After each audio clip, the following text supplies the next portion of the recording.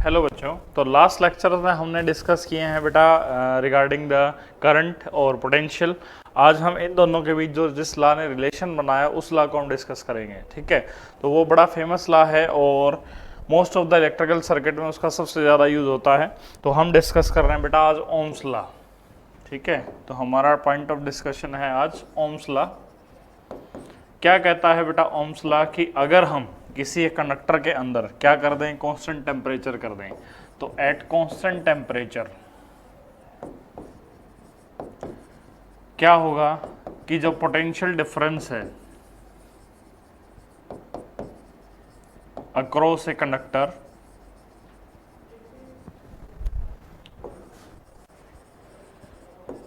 वो directly proportional होगा, is directly proportional to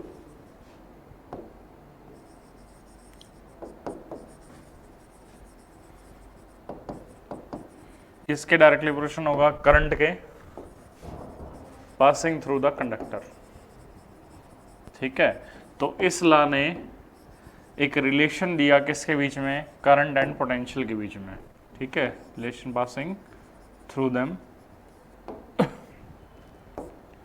तो यहाँ हम कहते हैं कि जो V है वो डायरेक्टली प्रोपोर्शन टू किसके बेटा I के। इसका क्या मतलब हुआ कि जैसे हम V को बढ़ाएंगे वैसे हम I को इंक्रीज देखेंगे। ठीक है, अब जैसे इसमें एक सिंपल सा क्वेश्चन बनता है कि अगर हमारा पोटेंशियल जो है वो किसी पर्टिकुलर टाइम में 220 वोल्ट था, उस टाइम करंट जो सर्किट के अंदर था वो 4 एम्पियर था। ठीक है, अब हम पोटेंशियल की वैल्यू को चेंज करके 110 वोल्ट कर देते हैं, तो करंट कितना आएगा। तो ये रिलेशन हमें फाइंड आउट करना है। जब भी बात डायरेक्टली प्रोपोर्शन की हो तो बेहतर ध्यान रखना कि जितना टाइम्स आप बी को करोगे उतना ही टाइम्स क्या चेंज होगा, आई चेंज होगा। तो यहाँ हमने जो पोटेंशियल है वो इनिशियल का क्या कर दिया, हाफ कर दिया, क्योंकि इसका हाफ करेंगे तो ये टर्म मिल जाएगी। इसका मतलब करंट भी जो होगा वो उसी प्रोपोर्शन में चलेगा, तो करंट आ जाए बेटा कितना, 2 एम्पियर। ठीक है, तो इस तरीके से इस सर्किट के अंदर हमने क्या निकाल दिया, करंट की वैल्यू फाइंड आउट कर दी इसके लिए। तो ये चीज ध्यान रखना बेटा कि ओम्स लॉ सिर्फ एक कंडीशन को मान के चलता है और वो कंडीशन है कांस्टेंट टेम्परेचर। टेम्परेचर में अगर चेंज होगा तो ये लॉ वैलिड नहीं होगा, फिर अलग अलग मेटल के लिए अलग अलग बिहेवियर दिखता है हमें। तो यहाँ से हम बोलते हैं कि V जो है कांस्टेंट ऑफ प्रोपोर्शनलिटी लगा, जिसको बोलेंगे हम R, और R कहलाता है बेटा रेजिस्टेंस ऑफ ए कंडक्टर। तो यहाँ से हमारा ओम्स लॉ फिर आगे स्पीड पकड़ता है। तो यहाँ से हम देखें तो हमारा फार्मूला क्या आया, V इज इक्वल टू किसके, आई आर के, ये फार्मूला आया। दूसरा हम इसको लिख सकते हैं I इज इक्वल टू किसके, V डिवाइडेड बाय आर के। और तीसरा हम इसको लिख सकते हैं क्या, कि जो R है वो किसके इक्वल आएगा, V डिवाइडेड बाय I के। इन सभी रिलेशनशिप में एक बात कॉमन है बेटा, क्या, कि जो करंट है वो इनवर्सली प्रोपोर्शन टू किसके है, रेजिस्टेंस के है।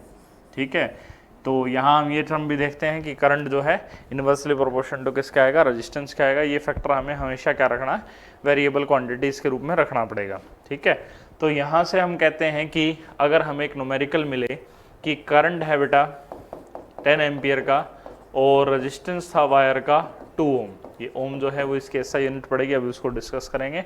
तो इसके अंदर पोटेंशियल कितना सेटअप होगा वो हमें बताना है। तो हमारा फार्मूला क्या है, सिंपल सा, कि V इज इक्वल टू किसके है, आई आर के। तो हमें V निकालना, I और R की वैल्यू बेटा पुट कर दो। I कितना है, 10 है, इंटू R जो है वो 2 है, तो ये आ जाएगा बेटा ना कितना, 20 वोल्ट इसमें। ठीक है, सिमिलरली अगर हमें दिया जाए कि करंट है यहाँ 100 एम्पियर का, इसके अंदर जो पोटेंशियल है वो 4 वोल्ट का है, हमें बताना है कि इसका रेजिस्टेंस कितना होगा। तो R का फार्मूला क्या बनेगा बेटा, R का फार्मूला बनेगा V डिवाइडेड बाय I के, तो ये आ जाएगा 4/100। ठीक है, तो जो फार्मूले में है उसी रिलेशनशिप के हिसाब से पुट करना, ये नहीं कि मनचाहा डिवाइड कर दिया, मनचाहा मल्टीप्लाई कर दिया, आपको फार्मूले के हिसाब से ही चलना पड़ेगा। तो ये कैंसिल होगा बेटा, या फिर इसको हम डेसिमल की फॉर्म में लिख सकते हैं 0.04, और रेजिस्टेंस आएगा कितना, 0.04 ओम आ जाएगा। ठीक है, तो इस तरह से क्वेश्चन हमारा सिंपल बनेगा, सिंपल टर्म में हम इसको डिवाइड कर सकते हैं। आगे हम चलें तो हम बात करेंगे बेटा आज एक अलग फैक्टर की, जिसका नाम है रेजिस्टेंस। रेजिस्टेंस क्या होता है, रेजिस्टेंस एक तरह से जैसे गाड़ी है, स्पीड चल रही है, हमें किसी गाड़ी की स्पीड को रिड्यूस करना है, तो हम क्या करते हैं, जो रोड है उसके ऊपर स्पीड ब्रेकर जनरेट करते हैं। इसी तरह रेजिस्टेंस जो है वो रुकावट है, किसके रास्ते की रुकावट है, करंट के रास्ते की रुकावट है। तो रेजिस्टेंस को हम एक सिंपल से टर्म में डिफाइन करते हैं कि ये क्या है, it is the opposition to the flow of current. ये क्या है? करंट के रास्ते की अपोजिशन है। ठीक है, तो यहाँ से हमने फार्मूला किया था पीछे, आर का फार्मूला क्या था? वी डिवाइडेड बाय आई के। तो ये एक दूसरे के इन्वर्सली प्रोपोर्शन पड़ेंगे। बात अगर करें एसआई यूनिट की, तो इसकी एसआई यूनिट जो है उसको दिखाते हैं ओम से, और सिंबल जो है वो ओमेगा के फॉर्म में पड़ेगा। तो ये इसका सिंबल वाइज पड़ेगा। फार्मूले वाइज अगर डिफाइन करें तो अगर किसी कंडक्टर से 1 वोल्ट का पोटेंशियल 1 एम्पियर करंट पास हो तो उस टाइम जो सर्किट के अंदर रेजिस्टेंस होगा वो कितना होगा बेटा? 1 ओम हो जाएगा। ठीक है, तो ये है हमारे लिए फैक्टर जिसका नाम है रेजिस्टेंस, जो किसी कंडक्टर के लिए डिफाइन होता है। कौन सी ऐसी सर्किट कंपोनेंट है जो रेजिस्टेंस को जनरेट करते हैं? तो इसके लिए नाम होते हैं बेटा, पहला है रजिस्टर्स, ये सिंपली वायर की फॉर्म में होते हैं और रेजिस्टेंस जनरेट करते हैं। दूसरा जो डिवाइस है उसका नाम है रियोस्टेट। तीसरा है बेटा वेरिएबल रेजिस्टेंस। ये 3 ऐसे डिवाइसेस हैं जो रेजिस्टेंस मेंटेन करने के काम आते हैं। ठीक है, सिंपल वायर भी हमारा रेजिस्टेंस का काम कर सकते हैं, उसका एरिया वगैरह वेरी करके हम उससे काम ले सकते हैं। तो ये हमारे लिए पढ़ेंगे रेजिस्टेंस के एग्जांपल। एक सिंपल रेजिस्टेंस डिवाइस हम यूज़ करते हैं जो फैन रेगुलेटर होता है। ठीक है, उस फैन रेगुलेटर में भी सेम मैकेनिज्म काम करता है। उसमें हम स्पीड वेरिएशन जो देते हैं वो रेजिस्टेंस के बेस पे ही देते हैं। ठीक है, तो ये सारे हमारे कॉमन रेजिस्टेंस पे बेस्ड डिवाइसेज हैं। अब एक इसकी अपोजिट टर्म आती है, उसको बोलते हैं बेटा कंडक्टेंस। ये क्या होती है? अब अपोजिशन का उल्टा क्या होगा? जो उस चीज़ को फेवर करे, तो ये कहलाता है बेटा it is the favour to the flow of current. ये करंट के रास्ते की फेवर है। ठीक है, फ्लो ऑफ करंट की फेवर जो होगी उसको हम क्या बोलेंगे? कंडक्टेंस बोलेंगे। ठीक है, तो कंडक्टेंस रेजिस्टेंस एक दूसरे के अपोजिट टर्म, तो हम ये कह सकते हैं कि रेजिस्टेंस जो है वो उसका इन्वर्स क्या कहलाएगा? कंडक्टेंस कहलाएगा। कंडक्टेंस का सिंबल दिया जाता है बेटा जी से। ठीक है, तो आर का फार्मूला क्या था? वी डिवाइडेड बाय आई। तो यहाँ से जी का फार्मूला बन जाए बेटा आई डिवाइडेड बाय किसके? वी के। तो ओम्स लॉ जो है वो एक फॉर्म ओम में भी लिखा जा सकता है, I is equal to V into किसके आ जाएगा? जी के। ये भी एक ओम्स लॉ की ही फॉर्म है। ठीक है, 10th NCERT इसको कवर नहीं करती, लेकिन जब हायर कम्पिटिटिव एग्जाम के लिए बैठते हैं तो ये टर्म हमारे लिए निकल के आती है। इसकी एसआई यूनिट क्या है? तो इसकी एसआई यूनिट आती है बेटा क्या? महो, वर्ड का उल्टा, या ओम का इनवर्स हम कर सकते हैं। ठीक है, या फिर इसकी एक और यूनिट पढ़ते बेटा सिंपल साइंटिफिक टर्म में साइमन। तो ये हमारी क्या है? इसकी कंडक्टेंस की यूनिट पड़ेगी। ठीक है, तो इसमें हम जो भी काम करेंगे रिगार्डिंग द कंडक्टेंस वो हमारा इसी फेवर में, इसी टर्म में चलता रहेगा। तो इसमें हम आगे डिस्कस करें तो वो कौन से फैक्टर्स हैं? Factors which affect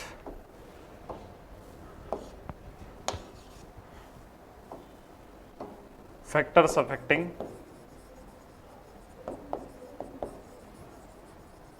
resistance of a conductor. ठीक है, कि ऐसे कौन से फैक्टर हैं जिनके ऊपर रेजिस्टेंस जो है वो किसी कंडक्टर का क्या करता है? डिपेंड करता है। तो पहला फैक्टर आता है बेटा, सबसे पहले हम देखते हैं कि हमारा जो कंडक्टर है वो किस शेप में है। एक वायर की फॉर्म में हम लेते हैं, और वायर जो शेप है वो कैसी है? सिलेंड्रिकल कंडक्टर है। ठीक है, तो हम कहते हैं कि जो रेजिस्टेंस है वो इसकी शेप के ऊपर भी डिपेंड करता है। शेप कैसी आएगी? तो शेप के अंदर 2 पैरामीटर हमारे मोस्ट कॉमन है। पहला है लेंथ। जितना ज़्यादा आप लेंथ की वैल्यू को क्या करोगे बेटा? इंक्रीज करोगे, रेजिस्टेंस उतना ही क्या होगा बेटा? इंक्रीज होगा। तो रेजिस्टेंस डायरेक्टली प्रोपोर्शन टू किसके है? लेंथ के है। मान लो बेटा एक रेजिस्टेंस था जिसका रेजिस्टेंस था 10 ओम, वायर थी, इसकी लेंथ किसी टाइम L थी। हमने इस वायर के साथ एक और वायर जोड़ दी जिसको सेम लेंथ की है, यानी अब इसकी लेंथ डबल होगी। तो अब इसका रेजिस्टेंस क्या आएगा? सिंपल है, जितना आपने टाइम्स लेंथ को किया है उतना ही टाइम्स आप रेजिस्टेंस को कर दो। कितना हो जाएगा? ये ट्वाइस हुआ तो ये भी बेटा ट्वाइस आ जाएगा। इसका मतलब अब वायर का रेजिस्टेंस कितना हुआ? 20 ओम्स हो गया। ठीक है, तो ये फैक्टर जो है वो डिपेंड करता है किसके ऊपर? लेंथ ऑफ द कंडक्टर के ऊपर। सेकेंड फैक्टर पे अगर हम चलें तो वो है इस वायर का एरिया। अब एरिया हम जो निकालते हैं वो एरिया ऑफ क्रॉस सेक्शन निकालते हैं। ठीक है, यहाँ एक चीज़ हमें ध्यान रखनी है कि सरफेस एरिया या हमें इसका जो है टोटल सरफेस एरिया नहीं कंसिडर करना, क्रॉस सेक्शन का एरिया। अब सर्कल को अगर हम क्रॉस में काटें तो हमें क्या मिलता है, एक सर्कल मिलेगा। ठीक है, सिलेंडर को हमने काटा तो क्रॉस सेक्शन में हमें एक सर्कल मिला। सर्कल का जो एरिया होता है वो होता है बेटा पाई आर स्क्वायर। ठीक है, अगर इसको डायमीटर की फॉर्म में लिखें तो रेडियस को हम लिख सकते हैं डायमीटर का हाफ, इसका स्क्वायर, तो ये आ जाएगा पाई/4 इंटू डी स्क्वायर। अब इसमें पाई है, ये तो कांस्टेंट फैक्टर है, तो एरिया हम कह सकते हैं कि directly proportional to resistance diameter का स्क्वायर और रेडियस का स्क्वायर पड़ेगा। ठीक है, तो ये हमारा है एरिया। तो यहाँ हम कहते हैं कि रेजिस्टेंस जो है इन्वर्सली प्रोपोर्शन टू किसके बेटा, एरिया के, यानी जितना आप एरिया को इंक्रीज करोगे रेजिस्टेंस उतना ही क्या होगा, डिक्रीज होगा। सिमिलरली हम कहते हैं कि ये 1 रेडियस का स्क्वायर है और ये 1 डायमीटर का स्क्वायर है। तो ये फैक्टर हमारे किसके ऊपर डिपेंड करेंगे, रेजिस्टेंस के ऊपर। ठीक है, तो इस रिलेशन से हम अगर हम बात करें तो इफ एरिया जो था वो किसी वायर का था किसी टाइम में ए, रेजिस्टेंस उस वायर का था 20 ओम 10 ओम। ठीक है, अगर हमने एरिया रिड्यूस टू हाफ कर दिया तो रेजिस्टेंस कितना आएगा ये हमें निकालना है। ठीक है, तो अभी हमने करा बेटा क्या कि रेजिस्टेंस इन्वर्सली प्रोपोर्शन टू किसके होता है, एरिया के, यानी अगर एरिया को आप क्या करोगे, इंक्रीज करोगे तो रेजिस्टेंस भी क्या होगा, उस फैक्टर से इन्वर्स चलेगा। तो हमने यहाँ जो फैक्टर यूज़ किया वो है 1/2। ठीक है, इसका इन्वर्स करो। इन्वर्स का मतलब क्या होता है बेटा कि जो डिनोमिनेटर है डिनोमिनेटर, डिनोमिनेटर होगा न्यूमरेटर। तो रेजिस्टेंस जो है वो अब जो होगा वो ट्वाइस हो जाएगा ओरिजिनल रेजिस्टेंस का, तो ये आ जाएगा बेटा 10 इंटू 20 ओम इसमें। ठीक है, तो इस तरीके से किसके ऊपर डिपेंड करेगा, एरिया ऑफ क्रॉस सेक्शन के ऊपर। इसमें एक कंडीशन और मिलती है हमें कि अगर हमने वायर को स्ट्रेच कर दिया, ये नॉर्मली हमें क्वेश्चन देखने को मिलते हैं, स्ट्रेच या ड्रॉन कर दिया, उस कंडीशन में बेटा क्या होता है कि जब हम वायर को खींचते हैं तो खींचने से क्या होता है कि उसका लेंथ तो इंक्रीज हो जाती है पर उसकी जो थिकनेस है यानी जो एरिया है वो क्या हो जाएगा, इसके केस में रिड्यूस हो जाएगा। तो रेजिस्टेंस जो है इस केस में change value n square into r से हम डायरेक्टली ही निकाल सकते हैं कि लेंथ एन टाइम्स हुई तो एरिया जो है 1/n, तो इससे शॉर्टकट निकलेगा क्या, एन स्क्वायर इंटू आर के। ठीक है, जान लो मैं कहता हूँ कि एक वायर है, रेजिस्टेंस इसका 4 ओम है, इसको स्ट्रेच मैंने किया और स्ट्रेच करके इसकी लेंथ जो है वो ओरिजिनल की हमने डबल कर दी। ठीक है, अब यहाँ आपको एक वर्ड देखना है क्वेश्चन के अंदर कि स्ट्रेच है, ड्रॉन है कि नहीं है। तो इसके केस में आर डैश जो है वो 2 का स्क्वायर इंटू आर, यानी जो ओरिजिनल वैल्यू थी ये, तो ये आ जाएगा बेटा 4 टाइम्स। ये बहुत से क्वेश्चन इसके 10th एग्री एग्ज़ाम या NTSC में पूछे जाते हैं, तो सिंपल हम इस शॉर्टकट से इसको जल्दी से जल्दी कर सकते हैं। तो यहाँ से हमने 2 फैक्टर पढ़े कि resistance directly proportion to length, inversely proportion to area. इसमें अगर हम कांस्टेंट लगाएं तो ये आता है बेटा रेजिस्टिविटी L डिवाइडेड बाय किसके, A के। ये क्या होता है, ये होती है बेटा रेजिस्टिविटी। ठीक है, ये कहलाती है रेजिस्टिविटी ऑफ ए कंडक्टर। तो रेजिस्टिविटी ऑफ ए कंडक्टर को अगर हम डिफाइन करें तो क्या होती है ये कि अगर हम किसी वायर की लेंथ को 1 मीटर कर दें और उसका एरिया भी हम 1 मीटर स्क्वायर कर दें तो रेजिस्टेंस किसके बराबर होगा, रेजिस्टिविटी के बराबर होगा। ठीक है, तो हम क्या कहते हैं, resistivity is equal to resistance of a wire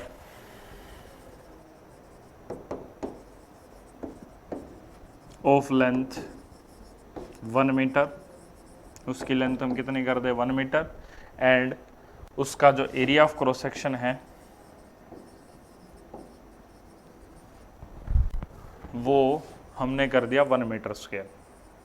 ठीक है, तो एरिया ऑफ क्रॉस सेक्शन अगर 1 मीटर स्क्वायर है तो ये कहलाएगा इसकी रेजिस्टिविटी। इसकी सबसे ज़्यादा चीज़ जो पूछी जाती है वो है इसकी यूनिट। तो SI यूनिट जो रेजिस्टिविटी की है वो है ओम और इसके साथ जुड़ जाएगा बेटा मीटर।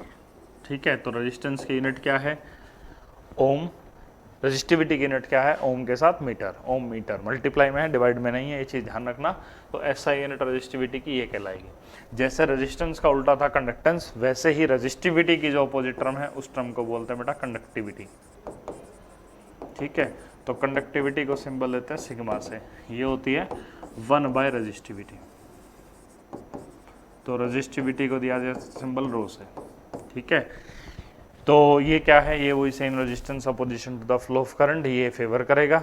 जैसे रेजिस्टेंस था वैसे ही कंडक्टेंस था, वैसे ही रेजिस्टिविटी कंडक्टिविटी है।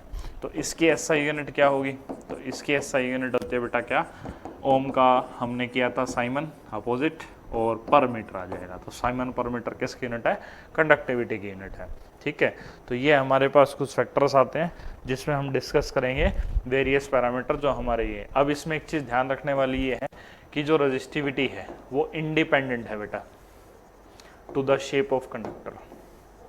ठीक है, शेप ऑफ कंडक्टर की क्या रहेगी, इंडिपेंडेंट रहेगी। यानी अगर कंडक्टर की शेप को आप चेंज करोगे तो रेजिस्टिविटी पे कोई असर नहीं पड़ेगा। मान लो मैं कहता हूँ लेंथ मैंने L से 2L कर दी, बताओ कि रेजिस्टिविटी में क्या चेंज होगा, तो आपका आंसर सिर्फ एक ही रहना चाहिए, रिमेन्स कांस्टेंट। उसकी वैल्यू जो है वो कांस्टेंट रहेगी। ठीक है, तो इस तरीके से जब भी कोई पैरामीटर में फॉलो हो, एरिया, लेंथ और इसके लिए, तो हमें सिंपल रेजिस्टिविटी के लिए क्या आंसर देना है कि उसकी वैल्यू जो है वो इनके ऊपर डिपेंड ही नहीं करती, वो कांस्टेंट रहेगी। ठीक है, हम डिस्कशन करते हैं हमारे वेरियस कंपोनेंट्स के बारे में जो हम इलेक्ट्रिक सर्किट में कनेक्ट करते हैं। तो सबसे पहले बात होगी बेटा, क्या एक इलेक्ट्रिक सर्किट होता है। तो इलेक्ट्रिक सर्किट क्या है, इलेक्ट्रिक सर्किट एक क्लोज पाथ है। क्लोज पाथ का मतलब एक क्लोज कॉमन रूटीन बनेगा जिसके अंदर से क्या हो सके, करंट फ्लो कर सके। ठीक है, तो हमें क्या होता है, किसी भी इलेक्ट्रिक सर्किट में करंट को फ्लो करवाने के लिए हमने करंट की डेफिनेशन में बताया था कि करंट जो है वो हमेशा कहाँ से कहाँ मूव करेगा, हाई पोटेंशियल से लो पोटेंशियल की तरफ वो मूव करेगा, यानी पॉजिटिव टर्मिनल से नेगेटिव टर्मिनल। तो किसी भी सर्किट को ऑपरेट करने के लिए हमें किसकी जरूरत पड़ती है, एक पोटेंशियल सोर्स की जरूरत पड़ती है। वो पोटेंशियल सोर्स क्या हो सकता है, एक सेल हो सकती है, एक बैटरी हो सकती है। ठीक है, तो ये हमने एक कॉमन सा इलेक्ट्रिक सर्किट बनाया एक बल्ब को जलाने के लिए। बल्ब को सिंबल हम देते हैं इस तरीके से। इसके साथ हमारी एक की लगी है जो इस सर्किट को ऑन ऑफ कर सकती है। इसके साथ लगी है बेटा एक सेल जिसका एक टर्मिनल पॉजिटिव दूसरा टर्मिनल नेगेटिव रहेगा।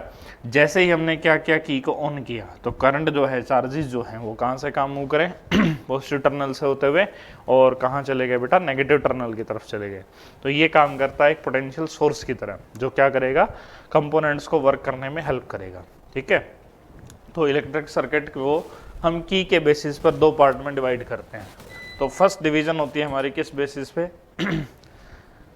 फर्स्ट डिवीजन होती है हमारी टाइप्स ऑफ इलेक्ट्रिक सर्किट में, जिसको हम बोलते हैं ओपन सर्किट। ओपन का मतलब क्या है कि इसमें की किस पोजीशन में है, ऑफ पोजीशन में, और करंट इसके अंदर फ्लो नहीं कर सकता, करंट इसके अंदर फ्लो करेगा ही नहीं। ठीक है, क्योंकि हमारा एक टर्मिनल से निकलेगा लेकिन की वजह से वो सारा सर्किट डिस्कनेक्टेड पोजीशन में रहेगा। दूसरे तरह का सर्किट आता है जिसको बोलते हैं क्लोज सर्किट। हमने कहा भी है इलेक्ट्रिक सर्किट की डेफिनेशन में कि क्लोज पाथ, जिसके अंदर से क्या हो सके, करंट फ्लो कर सके। तो किसी क्लोज पाथ के अंदर की किस पोजीशन में होगी, ऑन पोजीशन में, और करंट जो है वो इसके अंदर क्या कर सकेगा, फ्लो कर सकेगा। अब बात करते हैं इससे आगे। तो नेक्स्ट आता है हमारे पास एक अप्लायंसेस को कनेक्ट करने का मेथड, जिसमें हमने माना कि हमारे अप्लायंस के लिए कनेक्ट होते हैं बेटा सीरीज सर्किट के अंदर। ठीक है, सीरीज सर्किट के अंदर कैसे, जैसे हमारे पास 3 बल्ब हैं, इन 3 बल्ब को हमने एक लाइन में कनेक्ट कर दिया। तो इसमें हम कहते हैं कि कंपोनेंट्स आर अरेंज्ड, किस तरह से अरेंज है वो, एंड टू एंड, सिरे जुड़े हैं एक दूसरे के साथ। ठीक है, तो एक का जैसे स्टार्टिंग हुई, दूसरे की स्टार्टिंग और पहले की एंडिंग जुड़ गई, इसी तरह दूसरे की एंडिंग दूसरे की स्टार्टिंग, इस तरह से कंपोनेंट असेंबल होंगे। ठीक है, तो इस सर्किट के अंदर ध्यान रखना बेटा, करंट क्या रहेगा, सेम रहेगा, और जो पोटेंशियल है, वोल्टेज जो है वो क्या करेगी, वेरी करती है। तो ऐसे सर्किट के हमारे पास एडवांटेज आती हैं। तो सबसे पहले एडवांटेज क्या है कि इसके अंदर करंट क्या रहेगा, सेम रहेगा। दूसरा, ये सर्किट जो है वो लो कॉस्ट का है, यानी वायर इसमें कम रिक्वायर्ड होती है, इसलिए इसको आराम से हम कंट्रोल कर सकते हैं। इस सर्किट को असेंबल करने के लिए ज़्यादा एक्सपीरियंस की जरूरत नहीं, नॉर्मल पर्सन भी इनको कंपोनेंट्स को ज्वाइन करके और सर्किट को असेंबल कर सकता है। दूसरा, इसमें सिंगल स्विच ऑपरेशन है, यानी हम एक सिंगल स्विच से सारा सर्किट कंट्रोल कर सकते हैं। दूसरे जुड़ी है इसके साथ डिसएडवांटेजेस। डिसएडवांटेजेस का मतलब क्या है कि क्या इस सर्किट को यूज़ करने से हमें कोई हार्मफुलनेस मिलती है।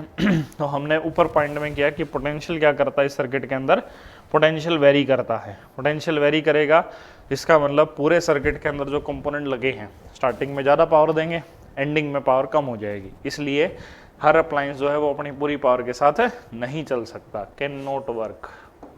ठीक है, वो अप्लायंस अपनी पूरी पावर के साथ ऑपरेट नहीं कर पाएगा यहाँ। इसके बाद मान लो बेटा कि इस कंपोनेंट के अंदर हमारा बल्ब B2 खराब हो जाए, कोई भी एक बल्ब खराब हो जाए, तो बाकी जो कंपोनेंट है उन तक करंट पहुंचेगा ही नहीं, ठीक है, और क्लोज पाथ में करंट फ्लो नहीं कर सकता। इसलिए इस सर्किट के अंदर एक डिवाइस खराब होने से सारा सर्किट एक तरह से नॉन ऑपरेशनल हो जाता है, ठीक है। तो इसकी वजह से एक और डिसएडवांटेज खड़ी होगी कि किस में खराबी है, fault detection is not easy, उससे फॉल्ट पकड़ना आसान नहीं रहता, हमें फॉल्ट पकड़ने के लिए थोड़ा सा हर अप्लायंस को चेक करना पड़ेगा, ठीक है। तो ये हमारे साथ जुड़ी हैं डिसएडवांटेज। अब क्या हम इसको यूज़ कहीं करते हैं, हम इसको यूज़ करते हैं, ठीक है। कहाँ यूज़ करते हैं, तो हम ध्यान रखना बेटा, जो फ्यूज़ वायर है, जो फ्यूज़ है या जो MCB है, वो हमेशा कनेक्ट होती है बेटा सीरीज में, हर कंपोनेंट के साथ, हर रूम के वाइज ये सीरीज में कनेक्ट होगी। इसलिए MCB एक डाउन करते ही उस सर्किट, उस MCB के साथ जो कनेक्टेड है वो सारे ऑफ हो जाएंगे, तो सिंगल स्विच ऑपरेशन है, ठीक है। और ये हमेशा लगते है बेटा, ध्यान रखना, लाइव वायर के साथ, ठीक है। तो ये हमारे लिए इसकी सबसे बड़ी एप्लीकेशन है। दूसरा आता है हमारा सर्किट जिसको बोलते हैं पैरेलल सर्किट। पैरेलल सर्किट के अंदर क्या होगा, कंपोनेंट्स अरेंज होंगे पर अल्टरनेट होगा सबके पास। जैसे हमारे पास ये है, इसके अंदर पहला बल्ब आया, फिर सेकंड बल्ब आ गया, फिर इसके बाद थर्ड बल्ब आ गया। ये तीनों बल्ब जो हैं वो कनेक्टेड हो गए, और ये कनेक्टेड हैं बेटा एक की के साथ, फिर ये कनेक्टेड हैं कि बैटरी के साथ, ठीक है। तो ये इसका पॉजिटिव और नेगेटिव टर्मिनल रिस्पेक्टिवली अटैच हो गए। यहाँ बल्ब B1 में, फिर B2 में, और फिर ये फ्लो करेगा B3 में। तो ऐसे सर्किट के अंदर जो आपने पोटेंशियल दिया है, पोटेंशियल क्या रहता है, सेम रहता है, लेकिन जो करंट है वो क्या करेगा, वो वेरी करेगा, ठीक है। तो यहाँ हम कहते हैं कि पोटेंशियल क्या रहता है, सेम, पर जो करंट है वो क्या करता है, वेरी करता है। क्या एडवांटेज है इसकी, एडवांटेज सबसे बढ़िया ये है हमारे पास कि वोल्टेज क्या रहेगी, सेम रहेगी, यानी ईच अप्लायंस जो है can work with full power, वो पूरी पावर के साथ चल पाएगा। दूसरा हमारे साथ इसकी एडवांटेज जुड़ी हुई है क्या, कि इसके अंदर जो सिंगल स्विच ऑपरेशन था वो नहीं रहा, ठीक है। अब हम क्या कर सकते हैं, इंडिविजुअल स्विचेस असेंबल कर सकते हैं। तो individual switches can be installed, ठीक है। हम चाहें तो कोई भी एक सर्किट कंपोनेंट में लगा के ऑफ भी कर सकते हैं और उसको ऑन भी कर सकते हैं, तो इंस्टॉल हम कर सकते हैं। और क्या एडवांटेज जुड़ी हुई हैं, अगर हमारा एक डिवाइस ख़राब हो जाए, मेला फंक्शन ऑफ वन डिवाइस, मान लो बल्ब B2 खराब हो जाए, B3 खराब हो जाए, तो बाकी कंपोनेंट पे उसका कोई असर नहीं पड़ेगा, सबको अपना क्लोज पाथ मिलता रहेगा, ठीक है। तो मेला function of one device does not affect whole circuit, पूरे सर्किट के ऊपर उसका कोई असर नहीं पड़ेगा। तो ये जुड़ी हैं एडवांटेज किसके साथ, इसके साथ। अब जाते हैं इसकी डिसएडवांटेज पे, क्या इसके साथ डिसएडवांटेज एसोसिएटेड है। तो डिसएडवांटेजेस की बात अगर की जाए तो सबसे पहले डिसएडवांटेज ये है कि इसमें कॉस्ट हाई है। कॉस्ट हाई इसलिए है क्योंकि वायर ज़्यादा रिक्वायर्ड है, ठीक है, वायर रिक्वायर्ड इज मोर। दूसरा बेटा इसके साथ, दूसरा हम बात करें तो इस तरह के सर्किट के अंदर क्या होगा, इस तरह के सर्किट के अंदर हमें हाई एक्सपीरियंस की रिक्वायर्ड होगी, यानी जो मिस्त्री जो इसका पूरी तरह से एक्सपीरियंस है वो इस काम को आराम से कर सकता है। हाई एक्सपीरियंस इज रिक्वायर्ड, क्योंकि अगर कोई मेला फंक्शन हो गया तो फिर जिम्मेदारी आपकी बनेगी। दूसरा बेटा क्या होगा, इस सर्किट के अंदर हम क्या कहते हैं कि जो करंट है वो क्या करता है, वेरी करता है। इसमें कोई बड़ा अप्लायंस लगेगा तो थोड़ा सा सर्किट के अंदर जो कंपोनेंट लगेंगे फ्लक्चुएट कर सकते हैं, ठीक है। तो ये जुड़ी इसके साथ डिसएडवांटेज है। तो इसका यूज़ कहाँ करते हैं, इसका सबसे बड़ा यूज़ है बेटा कहाँ, इसका सबसे बड़ा यूज़ हम अपने डोमेस्टिक सर्किट के अंदर करते हैं, जिसमें हमारे सारे अप्लायंस जो हैं वो पैरेलल में कनेक्टेड होंगे, सबको वोल्टेज क्या मिलेगी, सेम मिलेगी, लेकिन जो करंट है वो वेरी कर सकता है, ठीक है। तो वो करंट जो वेरी करेगा वो डिपेंडिंग ऑन कैसी कंडीशन में कनेक्टेड है उसके साथ वो एसोसिएटेड रहेगा। तो आज के लिए बेटा इतना ही। सीरीज और पैरेलल के ऊपर हमें ट्रू फॉल्स स्टेटमेंट या इस तरह का कोई भी क्वेश्चन अराइज कर सकते हैं, इसलिए पॉइंट्स को अच्छे से रिमेंबर रखें। Thanks a lot.